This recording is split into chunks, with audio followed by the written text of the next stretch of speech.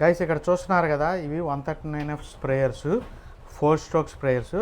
So చాలామంది రైతు సోదరులు అడుగుతూ ఉంటారు 139F స్ప్రేయర్స్ కావాలని. సో కొత్త స్టాక్ అయితే ఈరోజు అయితే రావడం జరిగింది.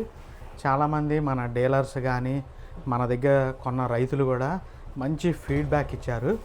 ఏంటంటే ఇది చాలా మంచి ప్రెజర్ వస్తున్నాయి, ఎటువంటి రిపేర్ రావట్లేదని చెప్పి. మనం చూడొచ్చు ఇక్కడ పంపు కూడా మీకు ఓపెన్ చేసి చూపిస్తా అది ఎలా వస్తుందో.